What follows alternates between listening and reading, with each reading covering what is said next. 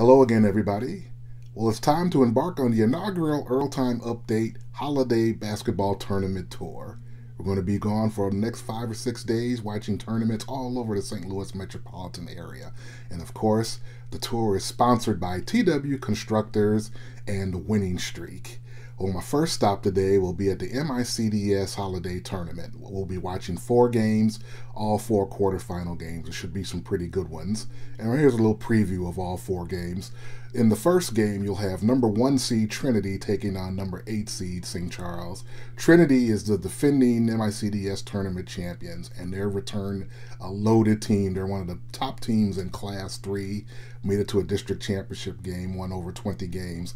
They're led by 6'5", senior guard Jerron Thames, leads a balanced scoring attack, averaging about 15 points a game, and imposing 7-foot junior center Ryan Kalkbrenner, one of the top shot blockers in the St. Louis area. He also could score and rebound as well. Had 21.7 rebounds and 7 blocks in Trinity's first round victory over Miller Career Academy. Rashad Johnson, a senior guard, can really knock down 3-pointers. There's also Rashad McDaniels, a very thick point guard who can really get buckets and handle the ball. And adding veteran leadership coming off that state championship football team, players like Marcus Washington and Isaiah Williams. It's a very good team. St. Charles, by the way, is very solid. They have a good inside-outside combination. 6'6" Braden Wiggs is really doing an excellent job this year, averaging nearly 20 points and 10 rebounds a game. He's going to be a problem inside. And adding outside firepower is point guard Cameron Tison, had 17 points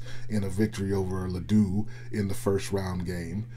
So that's number 1 versus number 9. In the next game at 5 o'clock, it will be Whitfield against Wentzville Liberty. Wentzville Liberty is the 4 seed. Whitfield is the 5 seed. Now, these two teams met last year in the same game in the second round, and it was a barn burner. And of course, you had 2 all-state performers going at it: Torrance Watson at Whitfield and Cale Catchings at Wentzville Liberty. But in the end, it was the little brother Jace Catchings who decided everything with a 30-footer in the last second to give Liberty a close victory. Now, Torrance Watson's now at Mizzou and Cale Catchings is at Harvard, but Jace Catchings is back, and in a big way. He's the leading scorer in the St. Louis area. The junior guard is averaging 29 points a game, had a 44-point game earlier this season. He leads the way for the Eagles. While Whitfield may not have Watson's bombastic 35 points a game, but they have a well-balanced scoring attack. They're led by Luther Taylor, a very athletic 6'4" forward, averages about 18 points a game, and Dimitri Margelis, a 6'5" forward, versatile kid, can shoot the 3. He had a nice game against Lutheran North in the opening round, had 23 points, and they have a senior guard, 6'3", Aurelio Stucco, who can knock down 3-point shots. So expect another close game between the number 4 and 5 seeds. That game's at 5 o'clock. In the third game at 6:30, it will be the number 2 seed Francis Howell Vikings taking on Parkway South. The Patriots are the number 7 seed in the tournament. Francis Howell is an excellent team. They won a district championship last year. They won 25 games, and they returned most of their key players. They have one of the top point guards in the area in Dalen Dalton, Little Double D, I call him, a 5'7" dynamo. Really has the jets, really can pass the ball, really gets this team going at the point guard position. They also have 6'4" junior Matt Shark, one of the top matchup problems in the area. He's 6'4", but he has a strong post game, big body, good moves around that basket, but he can also step out and knock down 3-pointers to stretch the floor out. And they also have a big sophomore in Sam Thompson, 6'9" center, one of the top young bigs in the area, averaging about 10 a game. Pat Schulte, a soccer standout, can also do it as well. And Matt Simmons averages 10 and is their defensive stalwart.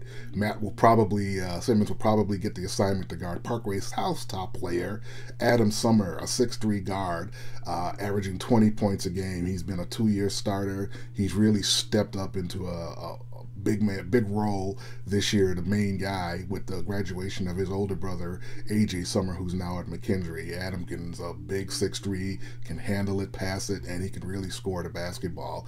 Providing inside play is very much improved 6'8" junior Isaiah Esker. Big body, can score around that basket, very consistent scorer. And Greg Rollins, a very solid 6'1" senior, averages close to double figures a game. So that's the 6:30 game. Parkway South taking on on Francis Howell.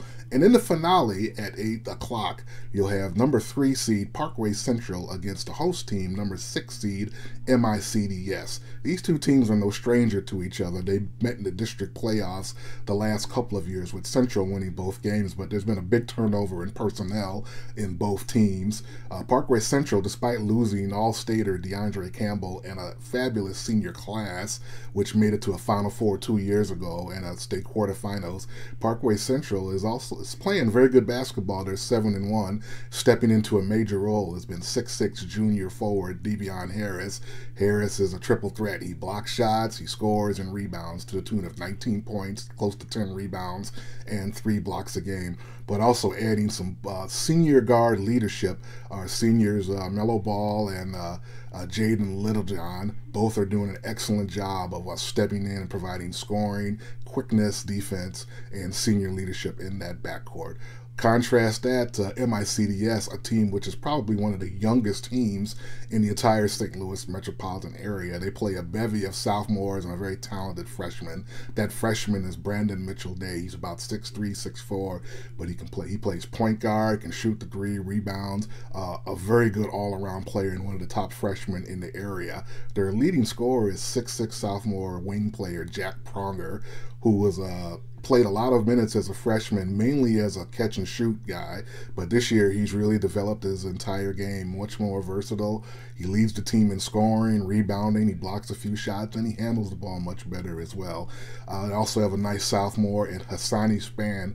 He'll come off the bench, or whether he starts, he's a microwave. He comes off and shoots threes, averages 11 points a game, has had a couple of big scoring games, and then my CDS is a 6-2 start. Jack Brooks, a 5'11" senior guard, has really done a nice job with the leadership, and he's made some big plays as well. So that's a look at the quarterfinals here at the MICDS tournament. Of course, the winners will play in the semifinals.